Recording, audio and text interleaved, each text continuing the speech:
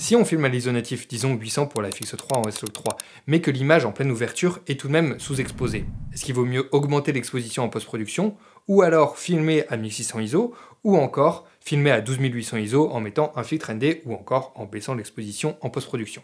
Non, moi je crois qu'il faut que vous arrêtiez d'essayer de dire des trucs. C'est la question que je me suis posée en publiant sur Instagram une vidéo sur l'ISO natif.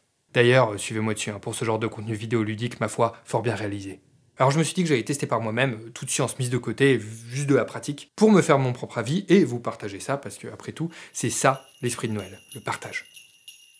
Pas du tout Noël.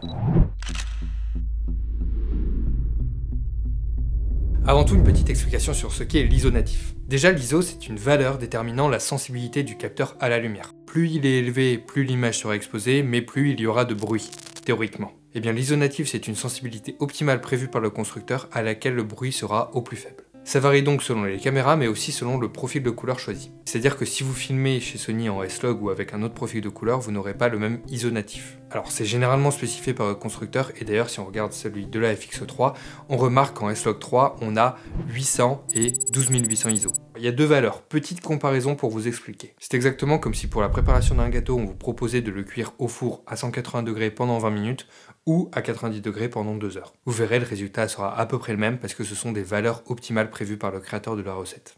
C'est tout à fait faux. En plus, j'y connais rien en gâteau, m'écoutez absolument pas. Mais bref, ça s'appelle le dual ISO et ce sont juste deux valeurs optimales. Alors, on peut revenir à ma question initiale, parce que même si ce sont des valeurs optimales, on sait que plus l'ISO est faible, moins il y a de bruit. Donc ce serait logique qu'il y ait moins de bruit à 800 ISO qu'à 12800 ISO. Et si ces tests montrent que c'est le cas, est-ce qu'une valeur de 1600 ISO, qui est seulement 3 valeurs au-dessus de 800 ISO, proposerait moins de bruit que 12800 ISO, qui est quand même une valeur vachement élevée? Eh ben c'est ce qu'on va voir ensemble.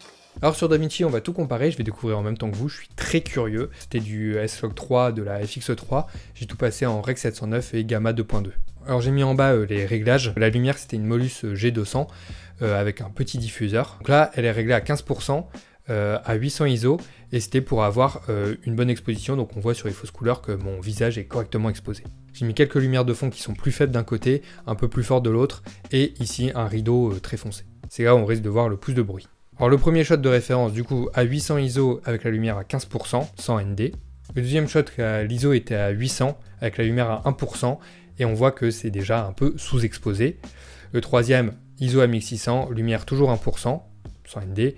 Et là, on arrive sur du 12800 ISO, donc le haut du dual ISO de la FX3 en S-Log 3, et la lumière toujours à 1%.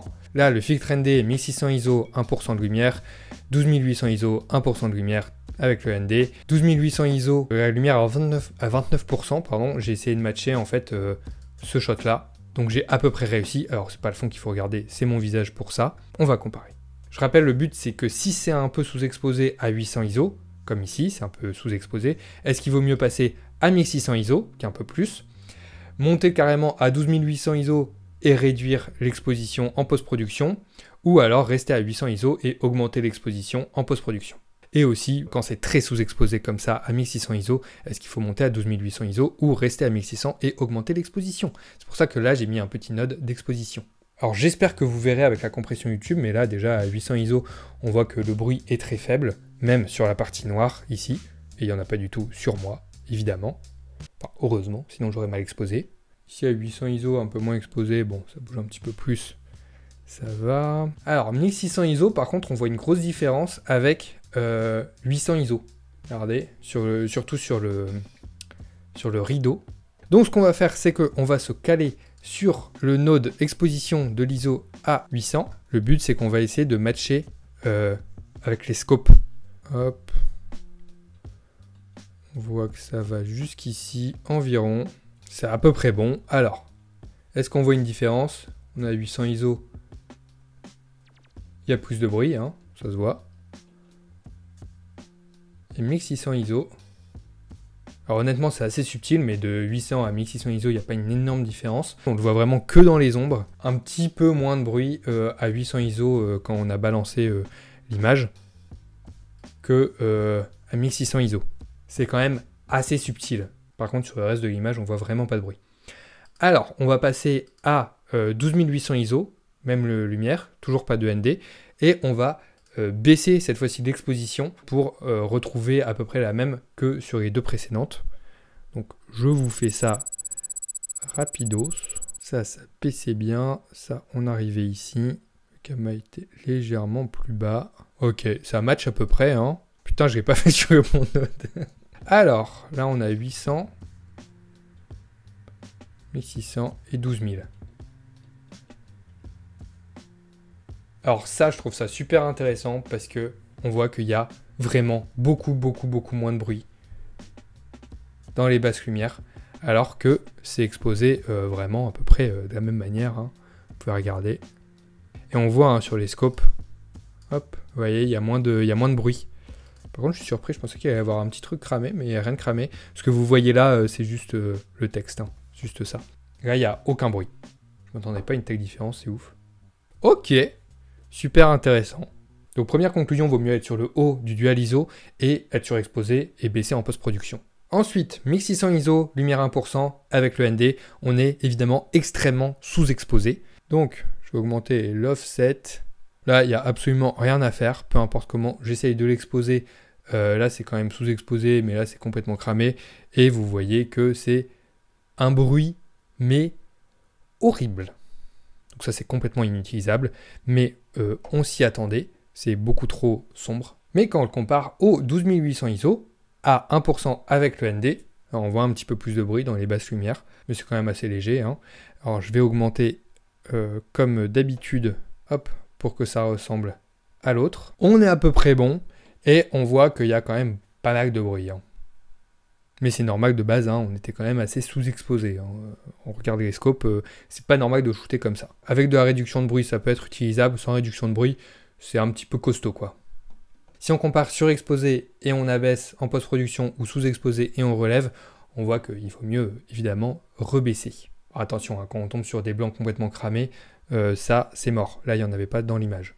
On a plus de bruit qu'à 1600 ISO, mais c'est de base beaucoup moins bien exposé. C'est normal. Et finalement, à 12800 ISO avec la même exposition en caméra presque que à 800 ISO, on va voir ce que ça donne. Donc pour adapter, j'ai mis la lumière plus forte mais avec un ND, comparé à ici la lumière un peu plus faible, sans ND. Donc c'est surtout sur moi, mon t-shirt et mon visage qu'on va voir la différence parce que le fond, enfin on va voir la différence sur le fond mais c'est pas très important parce qu'il sera forcément moins exposé. Donc sans ajuster l'exposition, il y a une légère différence d'exposition entre les deux. Encore une fois, on regarde que moi. Là on a la même exposition sur mon visage. Donc on peut regarder.